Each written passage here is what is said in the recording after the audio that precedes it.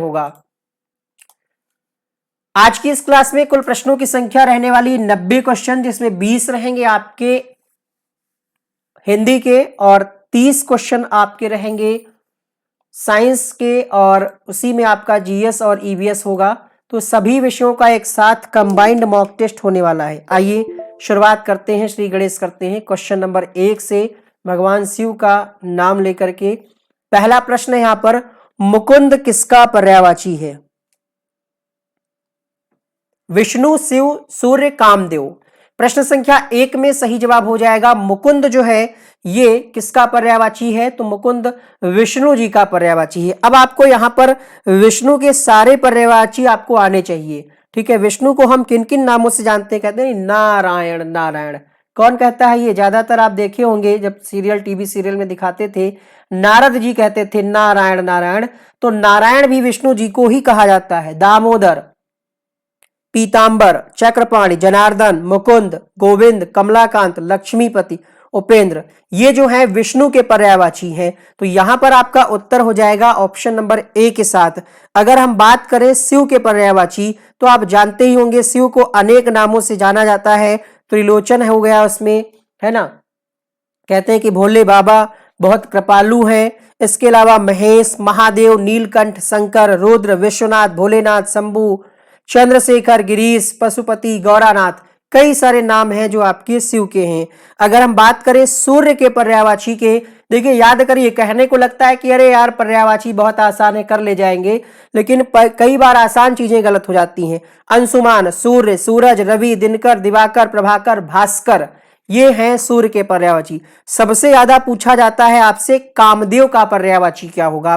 तो कामदेव को मनमथ, मनसिज भी कहते हैं, यानी कामदेव का पर्यायवाची जो है मनमथ और मनसिज है। ये बहुत बार पूछा गया है अलग अलग परीक्षाओं में। तो आपको चारों के हमने पर्यायवाची बताए। बढ़ेंगे दूसरे प्रश्न के लिए। पुत्री का पर्यायवाची शब्द नहीं है, तो यानी पुत्री के पर्यायवाची अगर आपको पता है तो इसमें आप पढ़ेंगे कि पुत्री को हम सुता भी कहते हैं और आत्मजा भी कहते हैं, दुहिता भी कहते हैं। तनय नहीं कहते, तनय का मतलब होता है बेटा। तनय का मतलब क्या होता है? बेटा। पुत्री के पर्यायवाची की बात करें तो तनया कहते हैं हम, पुत्री को तनया कहते हैं, सुता कहते हैं, तनुजा कहते हैं, लड़की कहते हैं, कन्या, नंदिनी, बेटी, गर्ल, ये जो है पुत्री के पर्यायवाची हैं। आगे बढ़ेंगे अगले प्रश्न के लिए। तनय का मतलब होता है बेटा, ठीक है।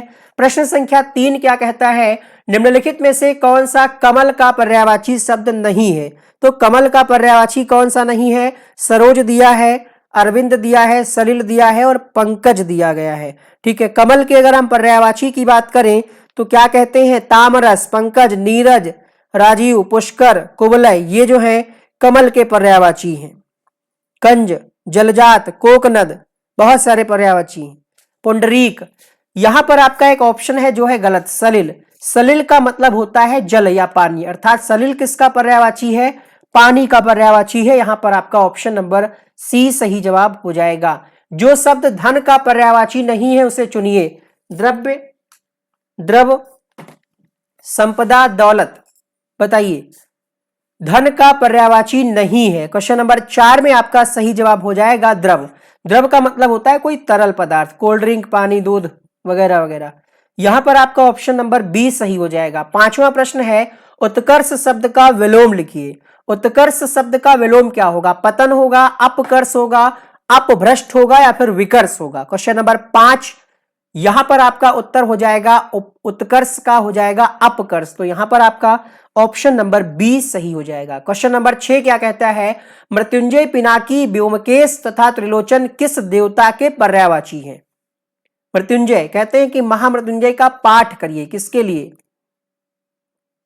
किसके लिए होता है? किस कह सकते हैं किस ईश्वर से संबंधित है? ईश्वर तो वैसे एक है, लेकिन फिर भी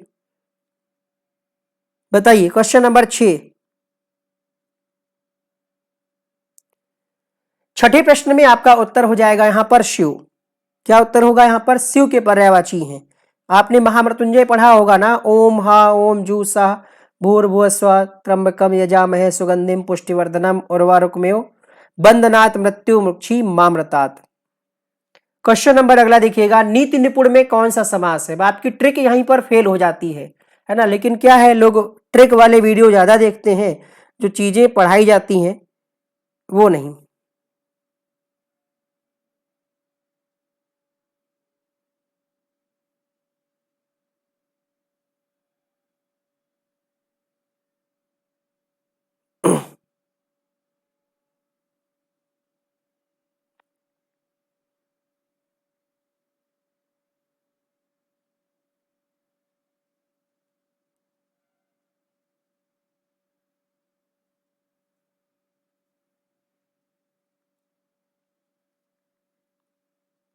क्वेश्चन नंबर 7, ट्रिक यहां पर फेल हो गई क्योंकि नीति निपुण का मतलब क्या हो गया, नीति में निपुण, तो यहां पर तत्पुरुष समास हो जाएगा।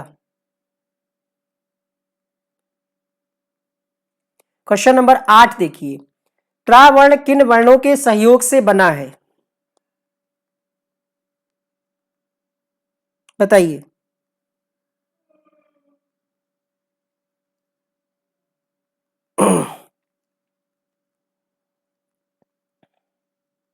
क्वेश्चन नंबर 8 में आपका उत्तर हो जाएगा आधा ता और रा। यहां पर आपका संयुक्त व्यंजन दिया गया है त्रा, छ, त्रंग, या, श्रा।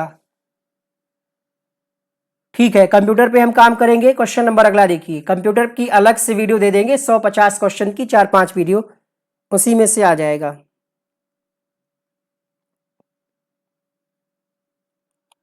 क्वेश्चन नंबर 9 देखिएगा, शुद्ध शब्द कौन सा होगा,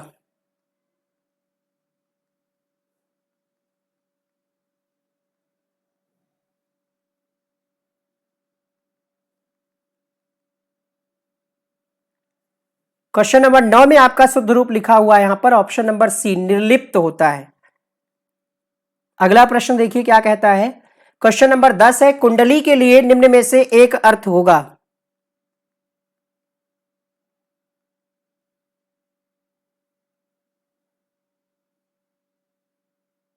बताइए।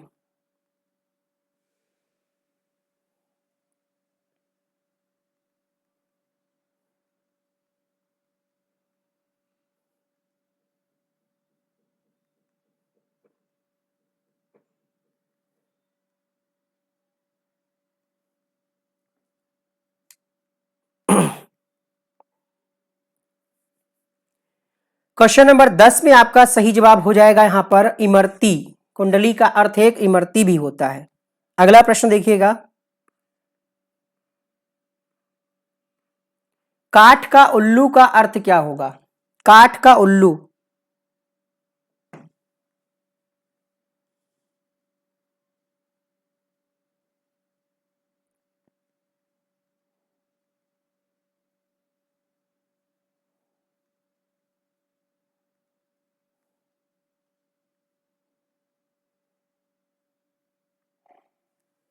ग्यारहवें प्रश्न में आपका आंसर हो जाएगा मूर्ख। अगला प्रश्न देखिएगा, शुद्ध वाक्य चिन्हित कीजिए। शुद्ध वाक्य कौन सा लिखा है, उसके प्राण निकल गए, उसके प्राण निकल गया, उसके प्राण पखेरु उड़ गया, प्राण उसका खत्म हो गया, बताइए।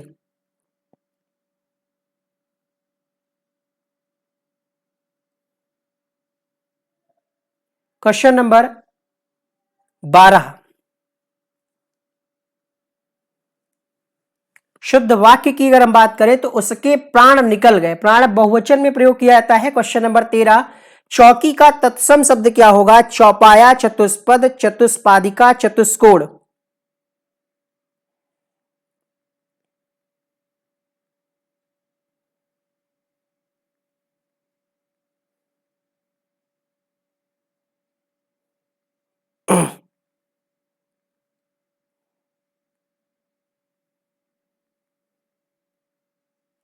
क्वेश्चन नंबर 13 में आपका सही जवाब हो जाएगा चतुष्पादिका।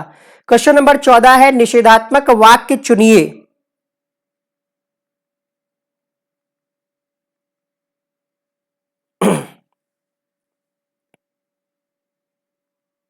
बताइए। निषेधात्मक में आपको देखना है निगेटिव वाला जो वाक्य होगा वही होगा, तो यहां पर आपका मैं आज बाजार नहीं जाऊंगा, ऑप्शन नंबर यहां पर बी वाला सही हो जाएगा। अनेकार्थक शब्द की श्रेणी में ना आने वाले शब्द का नाम बताइए, सजा, बल, रात्रि या फिर सेना,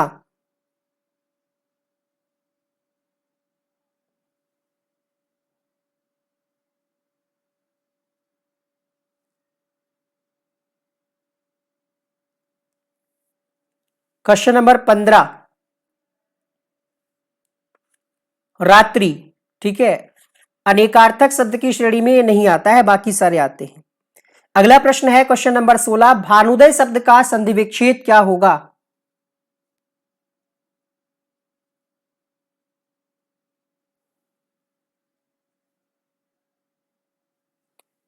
क्वेश्चन नंबर 16, भानु प्लस उदय, यहां पर पहले ही ऑप्शन में आपका उत्तर मिल रहा है और यहां पर दीर्घ स्वर संधि है। अगला प्रश्न है, नदी का पर्यायवाची नहीं है। निम्नगा, त्रिपथगा, कुलंकसा, कुलवती, नदी का पर्यायवाची नहीं है। तो जो त्रिपथगा है ये नदी का पर्यायवाची नहीं है। ठीक है, ये गंगा का पर्यायवाची।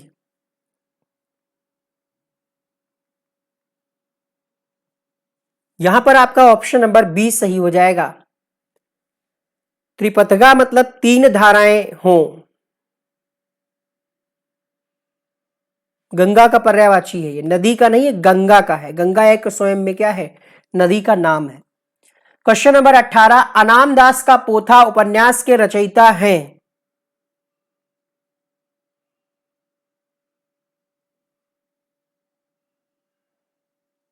क्वेश्चन नंबर 18, अनाम दास का पोथा एक उपन्यास है और ये किसका उपन्यास है? हजारी प्रसाद द्विवेदी जी का। क्वेश्चन नंबर अगला, अव्यय की परिभाषा किस विकल्प में है? जिस शब्द में क्या हो का पता चले, जो सभी के नाम की जगह प्रयुक्त हो, जिस शब्द का रूप हमेशा एक सा रहे या फिर जिस शब्द का रूप बदल जाए। एक बार सभी लोग मिलकर के वीडियो को लाइक करेंगे जो अभी तक नहीं किए हैं, संख्या बढ़े, क्लास में थोड़ा सा मोटिवेशन मिले।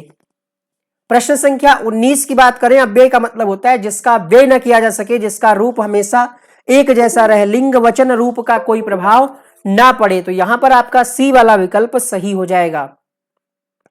दाहिना का तत्सम रूप क्या होगा? दक्षिण, दक्षिण, दक्षिणा या फिर दाया। प्रश्न संख्या 20 उत्तर होगा यहां पर क्वेश्चन नंबर 20 के लिए। चलिए बताइए, दाहिना का तत्सम रूप क्या होगा?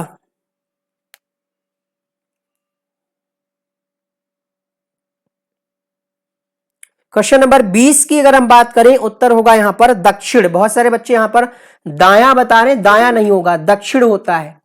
इस प्रश्न का आपका उत्तर होगा ऑप्शन नंबर बी। तो 20 में 18 से ज्यादा किसी के सही नहीं हुए होंगे। अगर हुए हैं तो एक गिलास पानी पी लीजिए, नहीं हुए हैं अगर तो पानी गर्म करके पी लीजिए। याद दिलाते रहते हैं क्योंकि ठंडक में आप लोग पानी नहीं पीते हैं। चलिए आगे बात करेंगे। यहां पर जीके जीएस के इंपॉर्टेंट क्वेश्चंस में स्टार्टिंग के क्वेश्चंस आपको मिलने वाले हैं हिस्ट्री के। चलिए शुरू करते हैं। क्वेश्चन नंबर 1 क्या कहता है? इसमें आपको साइंस, जीके जीएस, ईवीएस के मिक्स 50 क्वेश्चन का पूरा एक रहेगा प्रैक्टिस। पहला प्रश्न,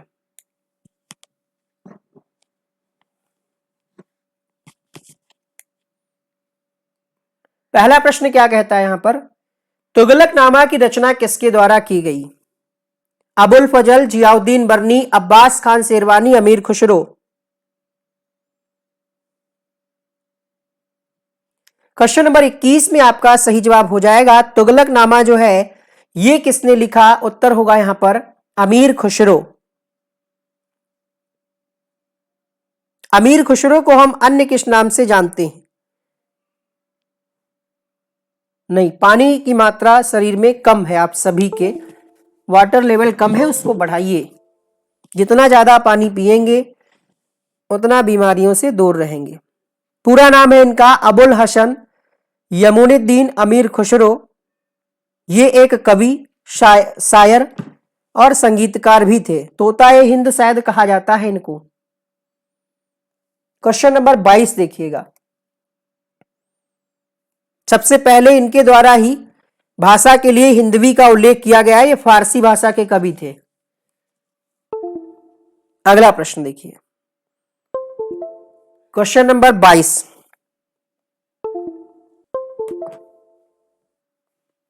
क्वेश्चन नंबर 22 क्या कहता है? दिल्ली सल्तनत के किस शासक को गुलाम का गुलाम कहा जाता है?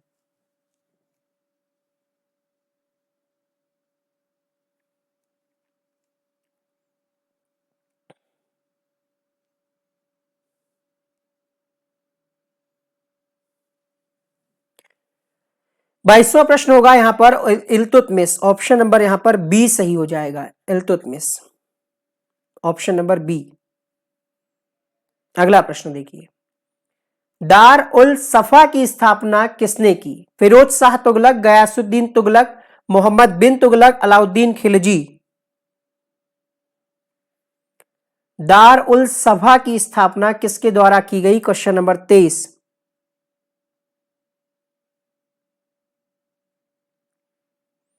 देखिए, जो लोग बीएड बीटीसी वाले प्रकरण को लेकर के परेशान हैं, उनको यही सलाह देंगे कि जो चैनल आपको डेली ऐसे वीडियो अपलोड करते हैं बीएड बीटीसी की न्यूज से रिलेटेड, उनको आप अनसब्सक्राइब कर दीजिए, थोड़ा सा आपको सुकून मिलेगा। जो फर्जी सुबह भी वही वीडियो बनाते हैं, दोपहर में भी, शाम को भी, और लास्ट में कह देते हैं कि जैसे ही कोई फाइनल डिसीजन आएगा ऑफिशियली तब हम आपको बताएंगे। तो जो लोग डेली ऐसे वीडियो बनाते हैं उनको अनसब्सक्राइब कर दीजिए, उनको वीडियो देखना बंद कर दीजिए, खुद ही आपको थोड़ा तसल्ली मिल जाएगी। फिरोज शाह तुगलक के द्वारा दार उल सफा की स्थापना की गई। 2-3 चैनल ऐसे हैं जो सुबह दोपहर शाम उसी पर वीडियो बनाते हैं, उनकी भी गलती नहीं है क्योंकि लोग देखना भी वही चाहते हैं, तभी तो वो बनाते हैं।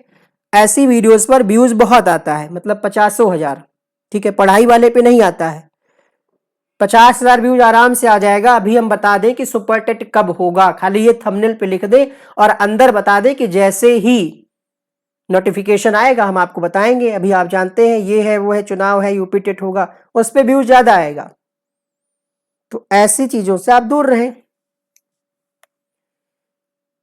चलिए, क्वेश्चन नंबर 23 उत्तर हो चुका है। 24वां प्रश्न है, फारसी यात्री अब्दुल रज्जाक ने किसके शासनकाल में विजयनगर की यात्रा की? देवराय प्रथम, देवराय द्वितीय,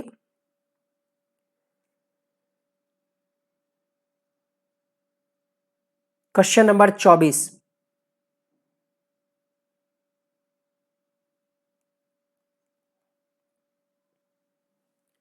फारसी यात्री अब्दुल रजाक ने किसके शासनकाल में विजयनगर की यात्रा की थी?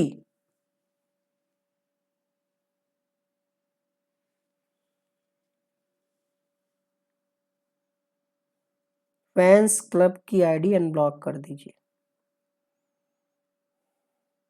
उत्तर होगा क्वेश्चन नंबर 24 के लिए देवराय द्वितीय, यहां पर आपका ऑप्शन नंबर बी सही हो जाएगा। चल ही नहीं रहा ये, ऑप्शन नंबर बी यहां पर सही हो जाएगा, देवराय द्वितीय। ये जो है संगम वंश के सबसे शक्तिशाली राजा थे। इनके अगर हम शासन काल की बात करें तो 1422 से 1446 तक इन्होंने शासन किया, ठीक है। और अब्दुल रजाक देवराय द्वितीय के शासन के दौरान विजयनगर आए थे। तो यहां पर आपका ऑप्शन बी सही हो जाएगा। अगला प्रश्न,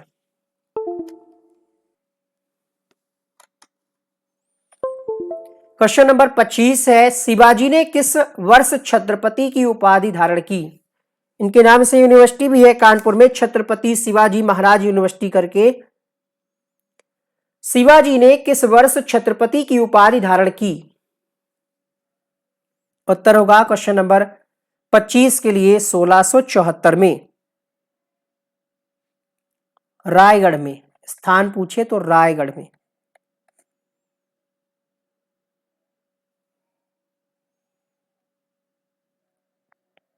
अगला प्रश्न देखिएगा,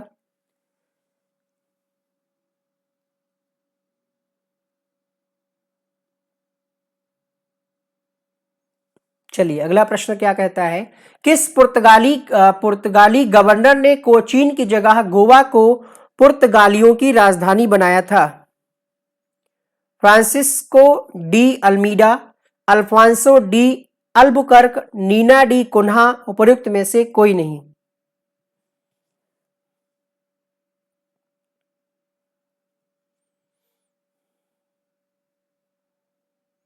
26वां प्रश्न आपकी स्क्रीन पर, उत्तर होगा यहां पर फ्रांसिस्को डी अल्मीडा। कोचीन की जगह गोवा को पुर्तगालियों की राजधानी इनके द्वारा बनाया गया था। अगला प्रश्न क्या कहता है, अंग्रेज एवं फ्रांसीसियों के बीच पेरिस संधि कब हुई? Question number 27।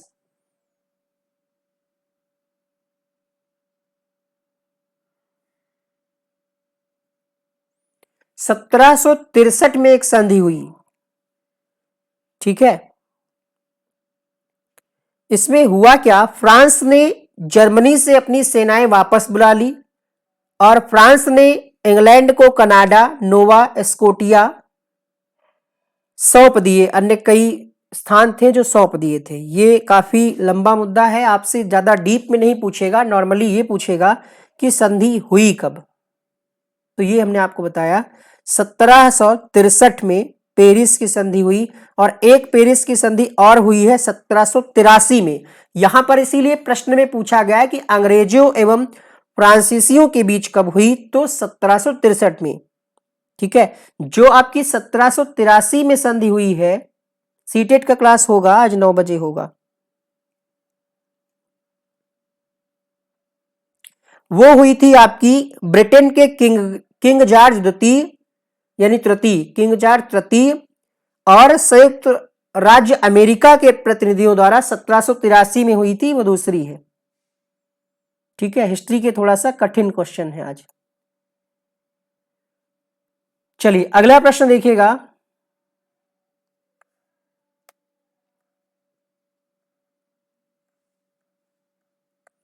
तत्वबोधिनी सभा की स्थापना किसके द्वारा की गई, राजा राम मोहन राय, केशव चंद्र सेन, देवेंद्रनाथ टैगोर, द्वारकानाथ टैगोर।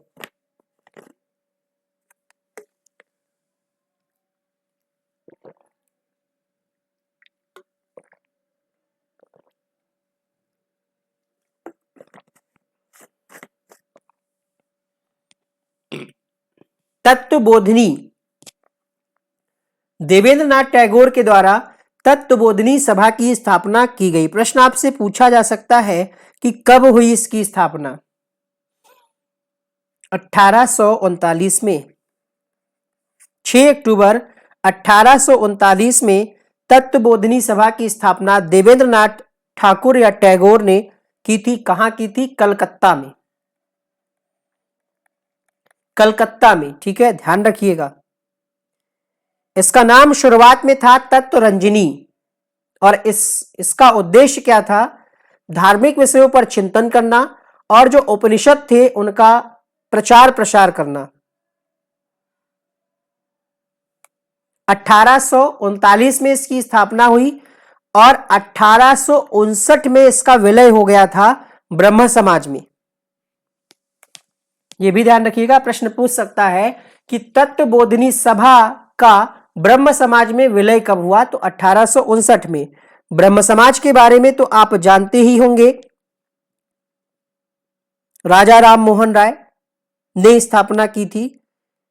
अगला प्रश्न देखिएगा, क्वेश्चन नंबर 29।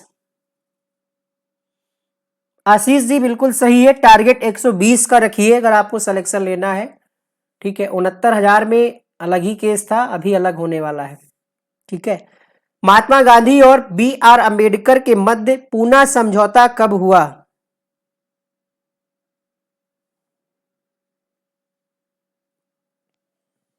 29वां प्रश्न जो है 1932 में हुआ। कब हुआ, सितंबर 1932 में, सितंबर 1932 में हुआ पूना समझौता, वो भी यरवदा सेंट्रल जेल में। प्रश्न पूछ सकता है कहां हुआ। अगला प्रश्न देखिए, किस बौद्ध संगीत में बौद्ध धर्म 2 भागों में विभाजित हुआ, क्वेश्चन नंबर 30। क्लास चलते चलते कोई आईडी ब्लॉक अनब्लॉक नहीं होती है, पढ़ाई करना है तो आप करिए, वरना अभी लीव कर दीजिए, जब आपको समय हो तब देखिए क्लास। एक ही बात को बार बार ना कमेंट किया करें। किस बौद्ध संगीत में बौद्ध धर्म 2 भागों में विभाजित हुआ, हीनयान और महायान में। क्वेश्चन नंबर 30 की अगर बात करें तो चौथी बौद्ध संगीत में ये हुई थी, कश्मीर के कुंडलवन में। अध्यक्ष थे वसुमित्र, उपाध्यक्ष थे अश्वघोष, ठीक है। चौथी बौद्ध संगीत जो हुई उसमें 72 ईस्वी में हुई थी, इसी में बौद्ध धर्म जो है महायान और हीनयान में टूट गया था। जैन धर्म के तीसरे तीर्थकर का प्रतीक चिन्ह क्या था?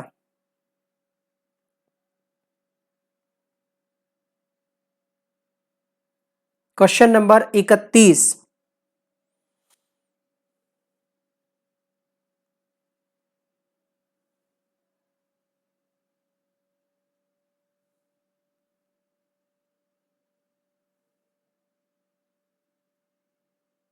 तीसरे कौन थे?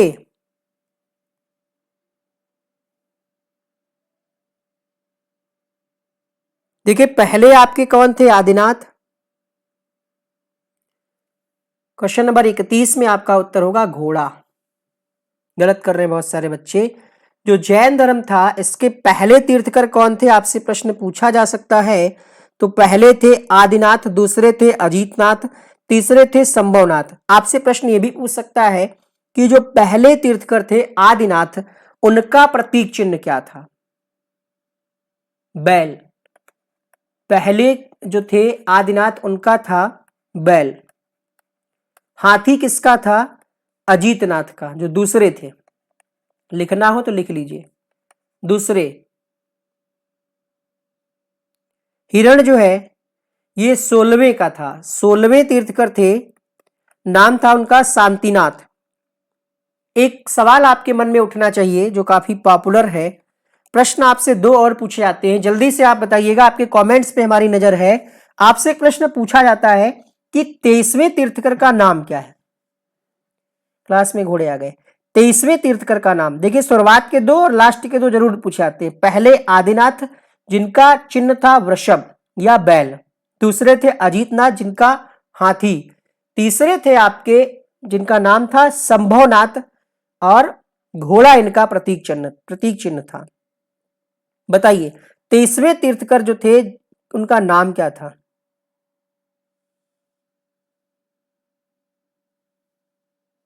पार्श्वनाथ।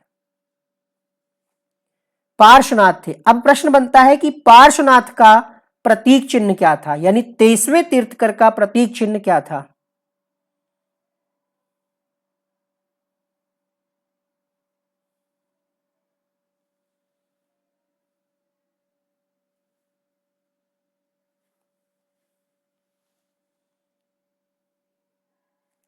किसी को पता है? नोट डाउन करिएगा इस बात को आज आप। जो आपके 23वें थे उनका था सर्प। पार्श्वनाथ का प्रतीक चिन्ह था सर्प। एक प्रश्न आपसे और पूछा जाता है, 24वें तीर्थकर जिनका नाम आपने बहुत अच्छे से सुना होगा, महावीर स्वामी।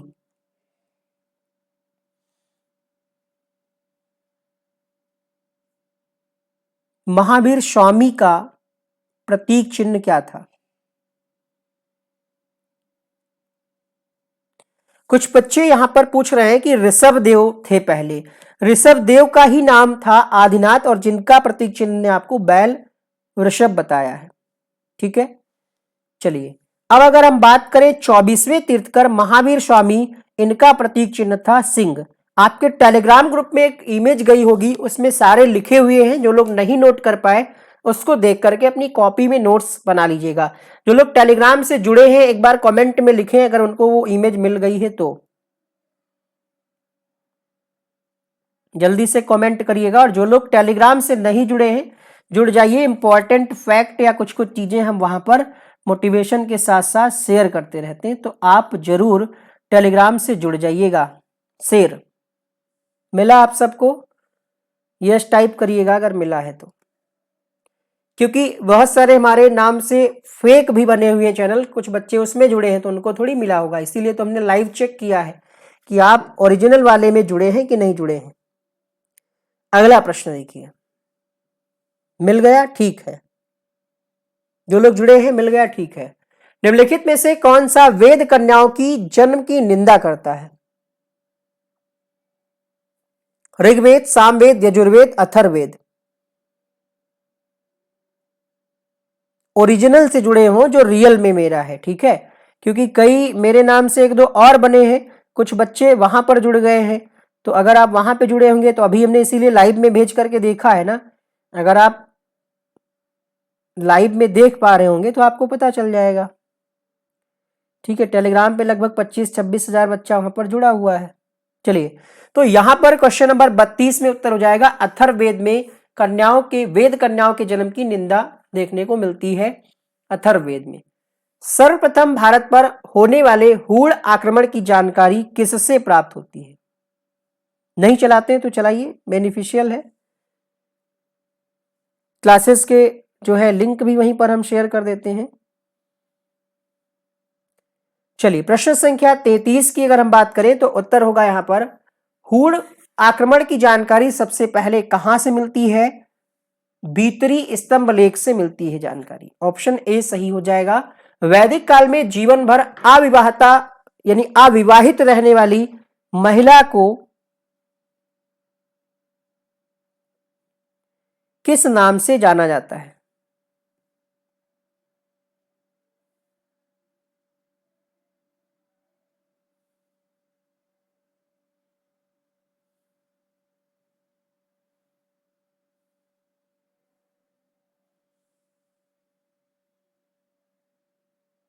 बताइए।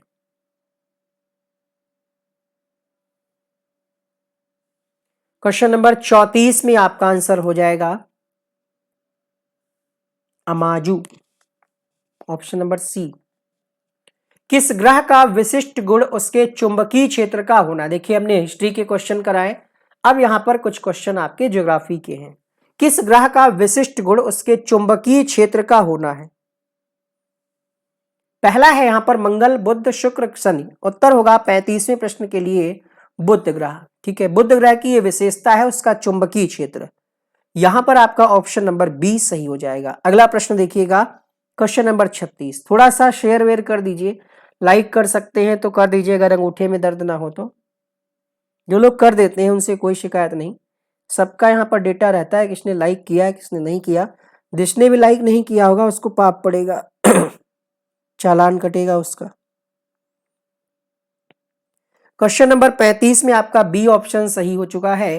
क्वेश्चन नंबर 36, भूमध्य सागर का प्रकाश स्तंभ किस ज्वालामुखी को कहा जाता है? सिलेक्टेड क्वेश्चन, बताइए।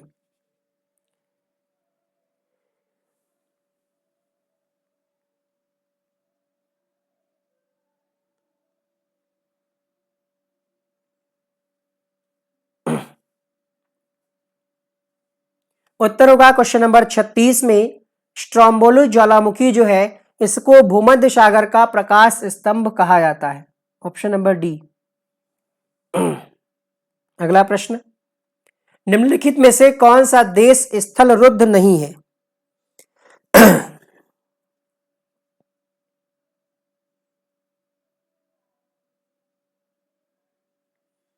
स्थल रुद्ध देश नहीं है।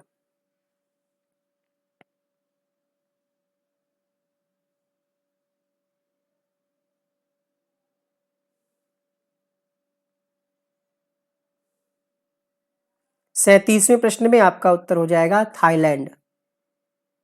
अच्छा, स्थल रुद्ध देश होते क्या हैं? ऐसे देश जिनकी सभी सीमा रेखाएं किसी बंद सागर से मिलती हैं उनको स्थल रुद्ध देश कहते हैं। ठीक है, या फिर हम ये कह सकते हैं चारों ओर से सिर्फ स्थल से घिरे देश को स्थल रुद्ध देश कहते हैं। स्थल रुद्ध देश में आपका आ जाता है कजाकिस्तान, जैसे यहां पर ऑप्शन में दिया है, उज्बेकिस्तान, लाओस, अफगानिस्तान, चेक गणराज्य, इसके अलावा आपका मलावी है, माली है, मंगोलिया है। कई सारे ऐसे देश हैं जिसमें जिम्बाब्वे भी है, आपका युगांडा है, तजाकिस्तान है, स्विट्जरलैंड है, स्वाजीलैंड है, स्लोवाकिया है। ये जो है आपके स्थल रुद्ध देश है, लेकिन थाईलैंड नहीं।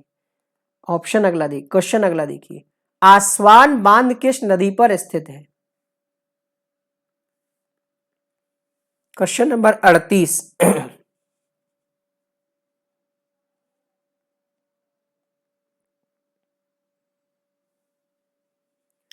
38 में आपका उत्तर होगा नील। नील नदी पर स्थित है आसवान बांध। कहां है ये आसवान बांध? है कहां ये? कहीं तो होगा भारत में या कहीं और। नील नदी पर बना है। ये जो है मिस्र और सूडान के बीच उत्तरी सीमा पर स्थित एक चट्टान से भरा बांध है। तो अगर आपसे प्रश्न पूछे कि किन देशों के बीच है, तो मिस्र और सूडान के बीच है। ठीक है, यह भी ध्यान रखिएगा, नदी का नाम नील नदी मिस्र और सूडान के बीच बना हुआ है। ध्यान रखिएगा, इंपॉर्टेंट प्रश्न है।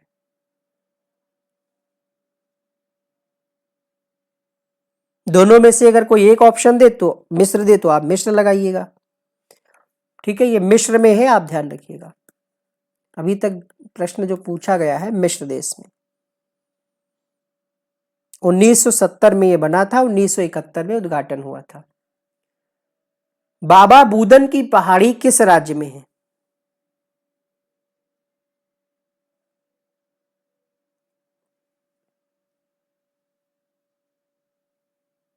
क्वेश्चन नंबर 39 उत्तर होगा यहां पर कर्नाटक।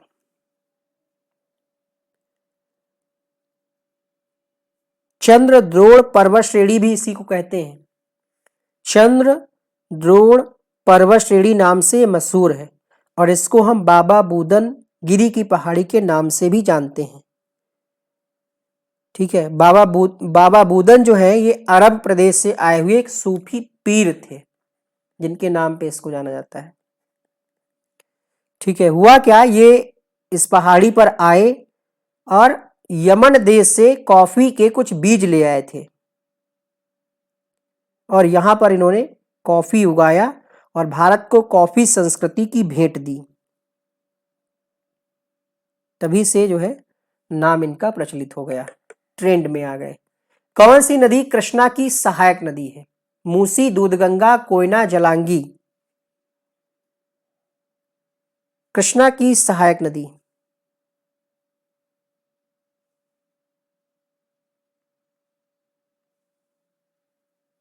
प्रश्न संख्या 40 में आपका उत्तर हो जाएगा, देखिए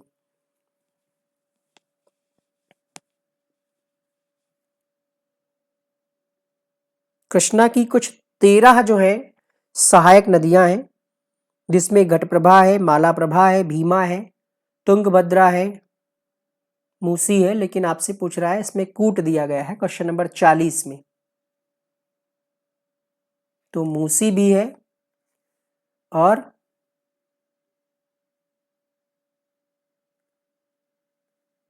कोयना भी है, दूधगंगा भी है। तो यहां पर आपका बी वाला 40 का पार्ट सही हो जाएगा।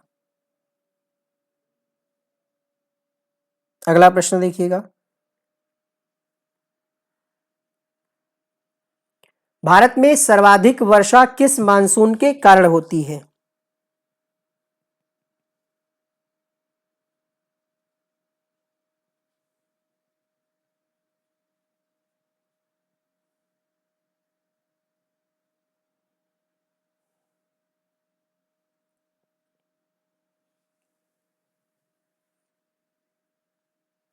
दक्षिण पश्चिम मानसून के कारण भारत में सबसे ज्यादा वर्षा होती है।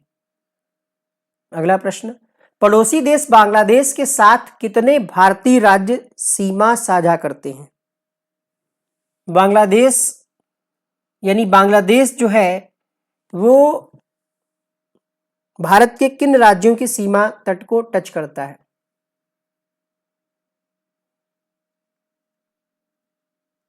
ऐसे भी प्रश्न पूछ सकता है, बांग्लादेश से सटे हुए भारतीय राज्य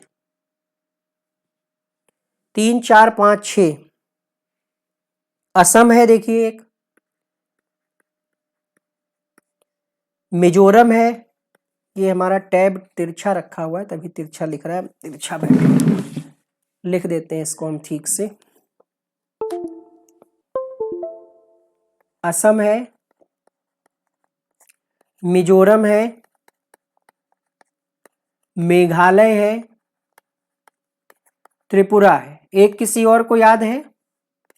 1, 2, 3, 4। देखते हैं कितने लोग जानते हैं पांचवा राज्य। 4 हमने लिख दिए हैं, पांचवा जल्दी से कमेंट करिए।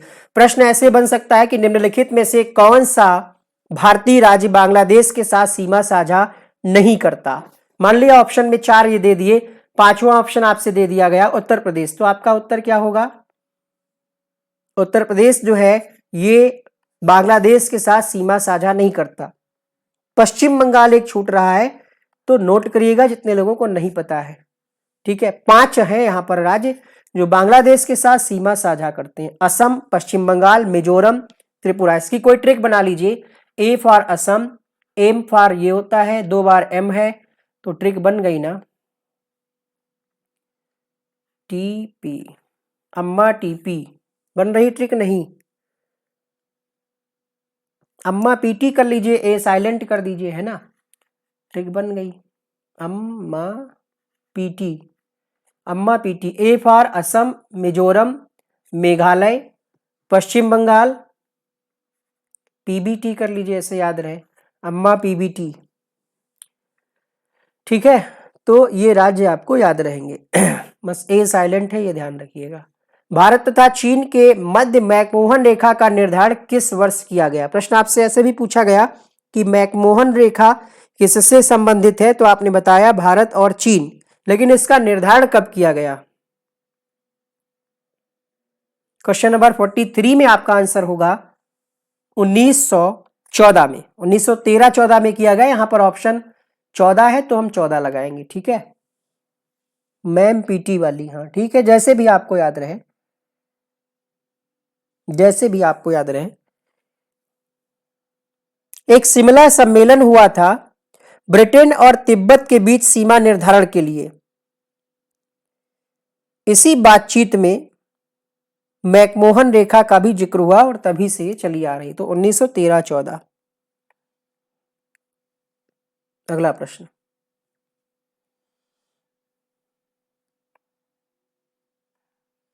राष्ट्रीय आय समिति का गठन किसकी अध्यक्षता में किया गया था? एम विश्वेश्वरैया, पीसी महालनोबिस, दादा भाई नौरोजी, विकास शेखावत।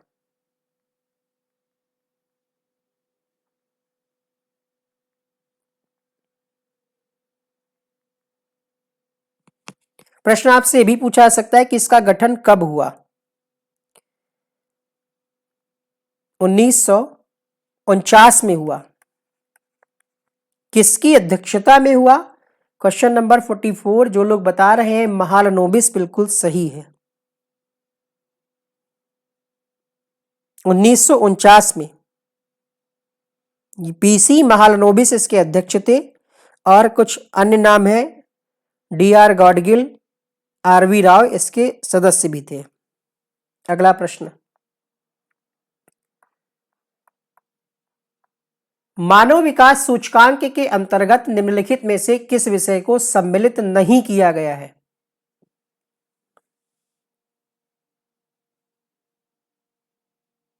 बताएं।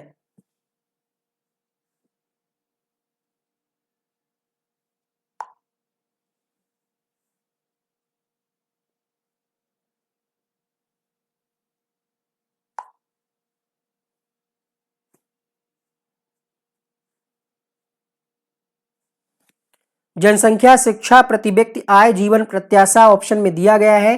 देखिए, जनसंख्या जो है मानव विकास सूचकांक के अंतर्गत नहीं आता है, बाकी शिक्षा, प्रति व्यक्ति आय, जीवन प्रत्याशा ये सारे आते हैं।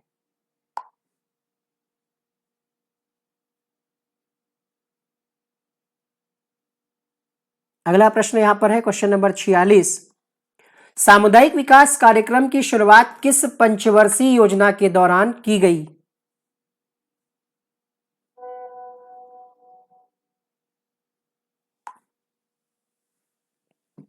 Question number 46। सामुदायिक विकास कार्यक्रम की शुरुआत हुई थी प्रथम पंचवर्षीय योजना के दौरान। अब बताइए कि प्रथम पंचवर्षीय योजना कब से कब आई? मान लिया आपसे ये प्रश्न, मतलब यहां पर तो खैर प्रथम द्वितीय दे दिया गया, आपसे ऐसे दे दे कि 1951, 56, तो आपको ये पता होना चाहिए। खैर हमने पहला यहां पर लिख ही दिया है, 1951 से 1956 ये आपकी पहली पंचवर्षीय योजना की ड्यूरेशन है। ठीक है, अगला प्रश्न देखिएगा, क्वेश्चन नंबर 46 हो चुका है। प्रश्न संख्या 47। आर्थिक दृष्टिकोण से विनिर्माण तथा बिजली निर्माण किस क्षेत्र के अंतर्गत आते हैं? बताइए।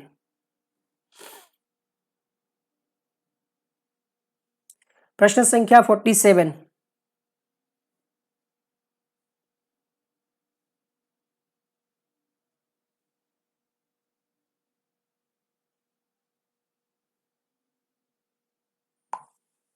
क्वेश्चन नंबर 47 द्वितीय क्षेत्र के अंतर्गत आते हैं। अगला प्रश्न देखिएगा, मानव शरीर का सबसे बड़ा अंग कौन सा है?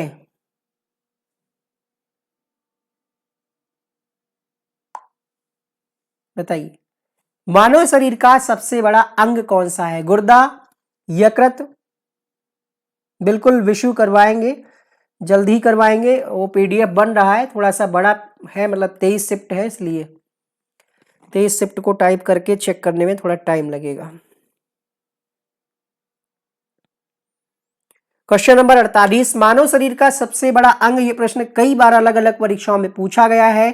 उत्तर होगा यहां पर यकृत। अगला प्रश्न, शरद विषु की स्थिति कब होती है? 21 मार्च, 22 दिसंबर, 22 अक्टूबर, 23 सितंबर?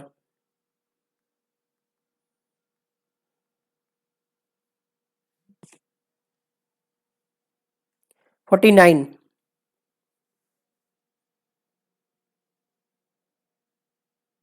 23 सितंबर। 23 सितंबर को शरद विषु की स्थिति होती है। अच्छा, शरद विषु होता क्या है? विषु का मतलब जानते हैं क्या होता है? विषु जो है संस्कृत भाषा का शब्द है, इसका मतलब होता है समान। ठीक है, विषु का मतलब होता है समान। अब बात करें शरद शब्द से जुड़ गया है, तो शरद विषु क्या होता है?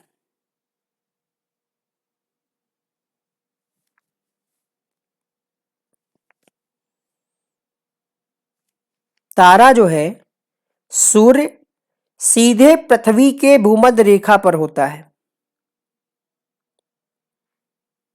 या हम दूसरे शब्दों में इसी बात को कहें तो 23 सितंबर का जो दिन होता है, हाँ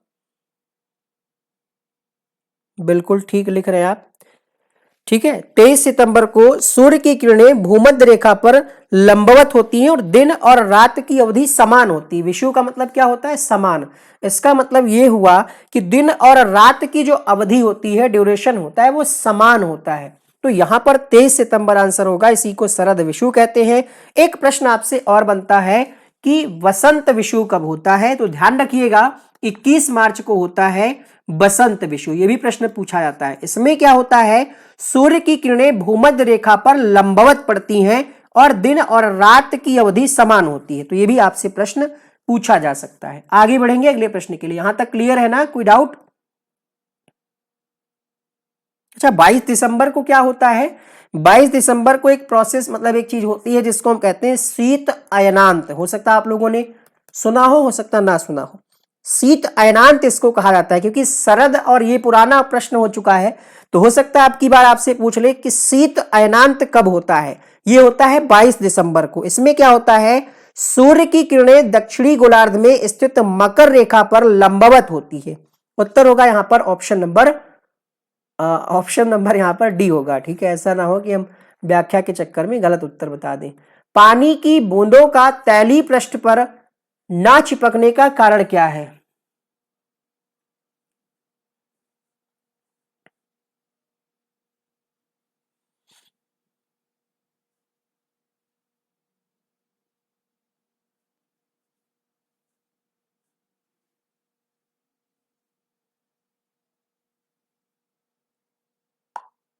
बताइए, किस वजह से जो है पानी की बूंदें तैलीय पृष्ठ पर चिपकती नहीं है?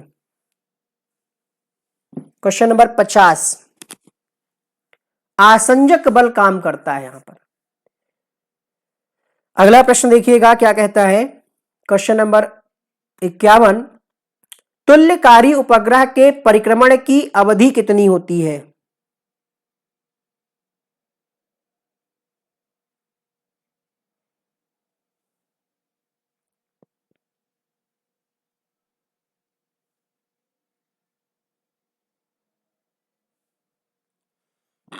क्वेश्चन नंबर 51, 24 घंटा होती है परिक्रमण की अवधि। क्वेश्चन नंबर 52 देखिएगा, पेंडुलम को चंद्रमा पर ले जाने पर उसके आवर्तकाल पर क्या प्रभाव पड़ता है?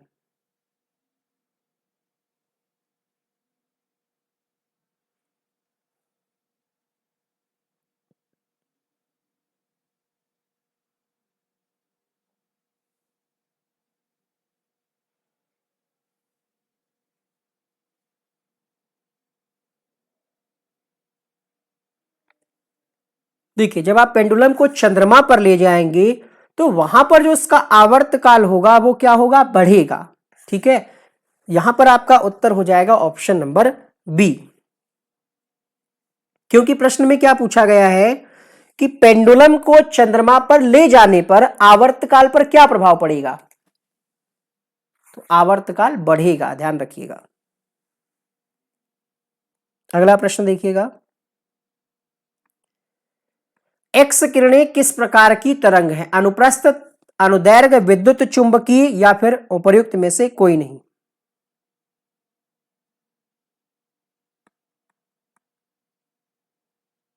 क्वेश्चन नंबर 53, जो एक्स किरणें होती हैं किस प्रकार की होती हैं, ये आपसे पूछा गया है। उत्तर होगा यहां पर, अच्छा ये बताइए, जो एक्स किरणें होती हैं, आपसे एक बार एक प्रश्न और पूछा गया था कि एक्स किरणों की खोज किसने की थी, याद है आपको? बताइए।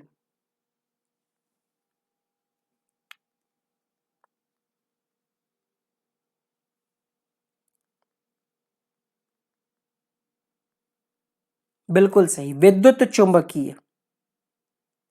ठीक है, ये विद्युत चुंबकीय प्रकार की होती हैं। अनुदैर्घ्य जो लोग बता रहे हैं गलत है।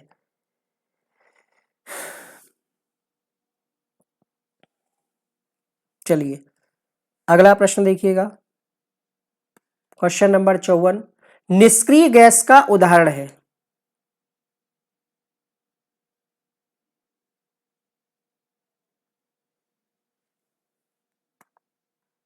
बिल्कुल सही, रोएंटजन के द्वारा की गई थी। विलियम कोनराड रोएंटजन के द्वारा 1895 में जो आप बता रहे हैं एक्सरे का निर्माण किया गया था।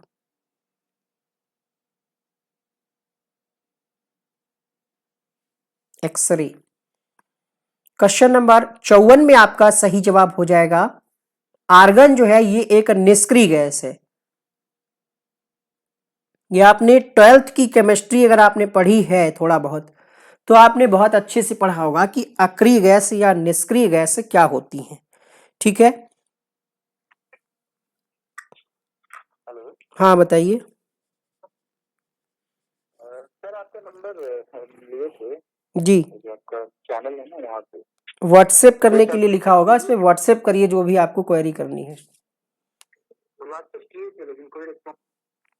चलिए, तो निष्क्रिय गैसों की अगर हम बात करें तो इसमें आपकी आ जाती है, इनको हम नोबेल गैस के नाम से भी जानते हैं, पता होगा आपको।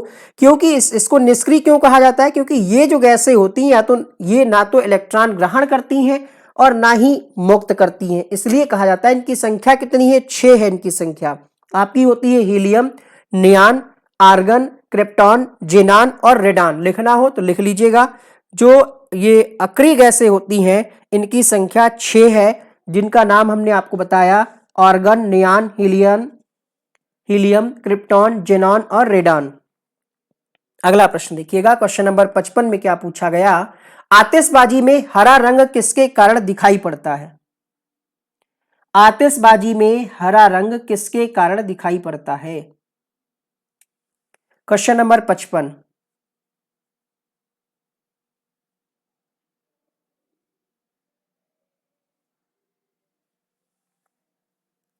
बेरियम के कारण। ऑप्शन नंबर सी यहां पर सही हो जाएगा। अगला प्रश्न है, 13 दिसंबर 1964 को संविधान सभा में उद्देश्य प्रस्ताव किसने प्रस्तुत किया?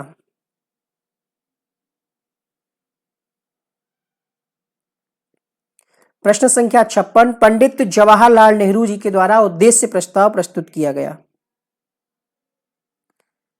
भारतीय संविधान में राज्यसभा के सदस्यों की निर्वाचन प्रक्रिया किस देश के संविधान से ली गई है?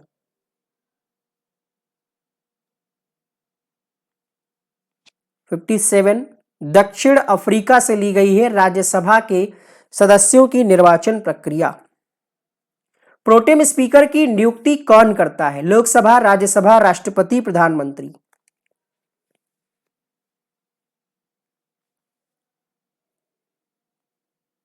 58 उत्तर होगा राष्ट्रपति के द्वारा प्रोटेम स्पीकर की नियुक्ति की जाती है। निम्न में से कौन सा कोशिकांग जंतु कोशिका में नहीं पाया जाता? गोल्जी काय, रसधानी, लाइसोसोम्स, तारक काय? उत्तर होगा क्वेश्चन नंबर 59 के लिए रसधानी जो है ये जंतु कोशिका में नहीं पाई जाती। 59 में आपका उत्तर होगा ऑप्शन नंबर सी।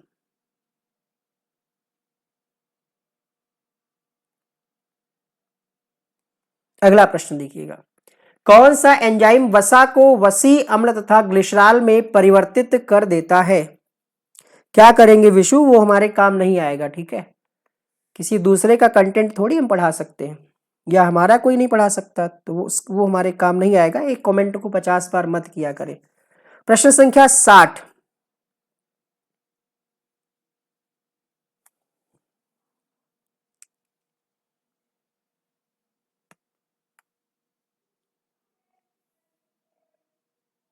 बताइए कौन सा एंजाइम वसा को वसी अम्ल तथा ग्लिसरॉल में परिवर्तित कर देता है?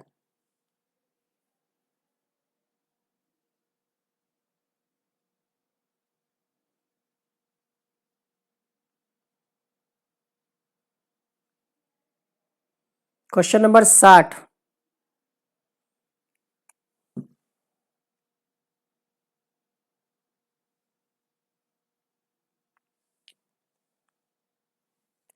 उत्तर होगा लाइपेन।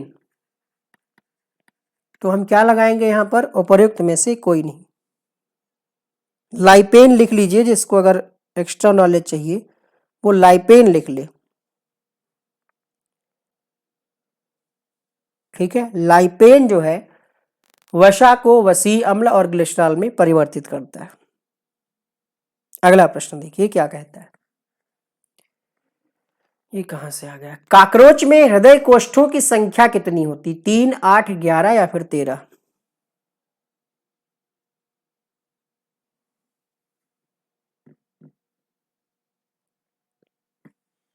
61 नंबर का प्रश्न, आंसर होगा 13।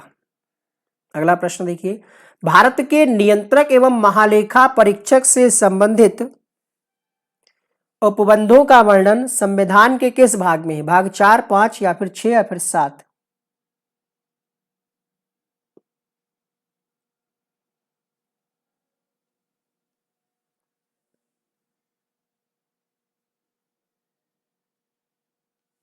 क्वेश्चन नंबर 62 आंसर हो जाएगा भाग 5 में महालेखा परीक्षक की बात कही गई है, संविधान के भाग 5 में। अगला प्रश्न देखिएगा,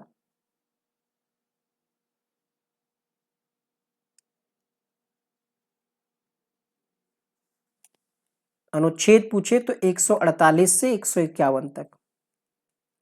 क्वेश्चन नंबर 63, पंचायत चुनाव में निर्वाचित होने के लिए न्यूनतम आयु कितनी निर्धारित की गई है? 18, 21, 25, 30?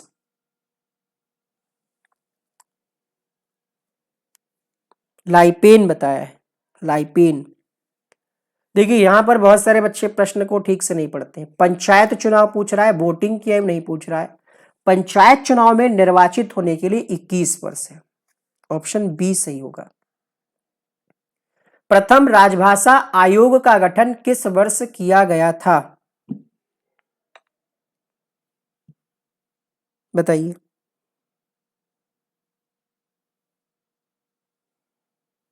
क्वेश्चन नंबर 64 में आपका आंसर हो जाएगा 1955 में। संविधान का एक अनुच्छेद है 343, जिसके अंतर्गत राजभाषा का वर्णन किया गया है, जिसके अनुसार भारत के अंतर्गत जो भाषा हिंदी होगी वो देवनागरी लिपि में होगी, ये आपको पता ही होगा। और 1955 में प्रश्न आपसे पूछे कि किसकी अध्यक्षता में, तो एक प्रश्न आपने नाम पढ़ा होगा बीजी खेर की अध्यक्षता में। अगला प्रश्न, समाचार पत्र निम्नलिखित में से किस सूची के अंतर्गत आते हैं? संघ सूची, राज्य सूची, समवर्ती सूची, उपरोक्त में से कोई नहीं। थोड़ा सा क्लास बड़ी हो गई है। 1 घंटे से ऊपर जा रही क्लास। क्वेश्चन नंबर 65 में आपका उत्तर हो जाएगा यहां पर समवर्ती सूची के अंतर्गत आते हैं समाचार पत्र। भारतीय वन प्रबंधन संस्थान का मुख्यालय कहां है?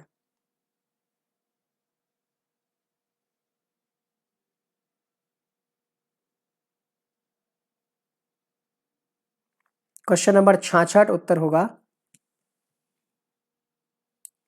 ये आपका है भोपाल में, मध्य प्रदेश। अगला प्रश्न, अंतर्राष्ट्रीय आपराधिक पुलिस संगठन इंटरपोल का गठन कब किया गया? इसका मुख्यालय कहां है ये भी हम आपको बताएंगे। क्वेश्चन नंबर 67, 1963 में गठन हुआ, इसका मुख्यालय लियोन्स फ्रांस में है। लाइपेन मैंने बोला था, लाइकेन नहीं, उस प्रश्न के लिए। लाइकेन तो पौधा है, लाइपेन बोला मैंने।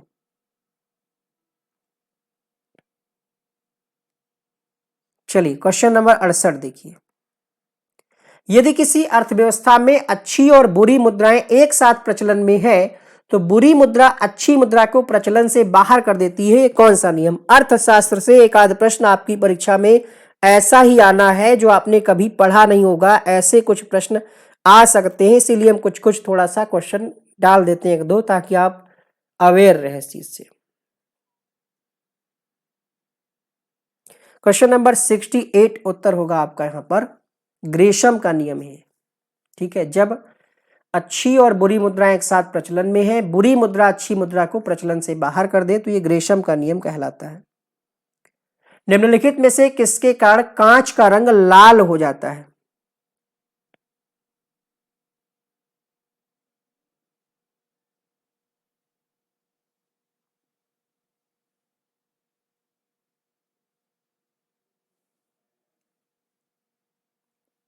अगला प्रश्न देखिएगा, क्वेश्चन नंबर 69 में आपका उत्तर होगा मैग्नीज डाइऑक्साइड के कारण कांच का रंग लाल हो जाता है।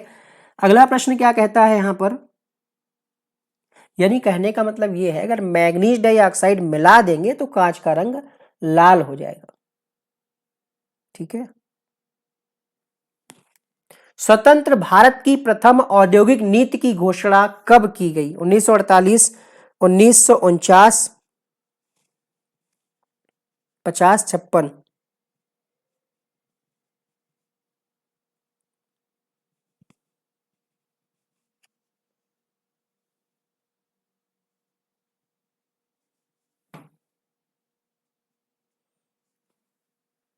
क्वेश्चन नंबर 70 में आपका उत्तर हो जाएगा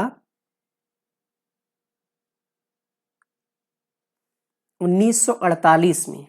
1948 में स्वतंत्र भारत के प्रथम औद्योगिक नीति की घोषणा की गई।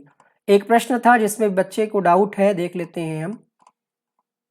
अच्छा, यहां पर एंजाइम पूछ रहा था तो आप एकदम सही हैं, लाइपेज एंजाइम, लाइपेन नहीं होगा, लाइपेज होगा। ठीक है, जल्दबाजी में हमने लिख दिया, लाइपेज एंजाइम जो होता है। ठीक, क्लियर। लाइपेज एंजाइम जो है ये ग्लिसरॉल में परिवर्तित करता है। ठीक, sorry for that, lipase enzyme होगा, लाइपेन कोई एंजाइम नहीं होता है, आपने सही कहा।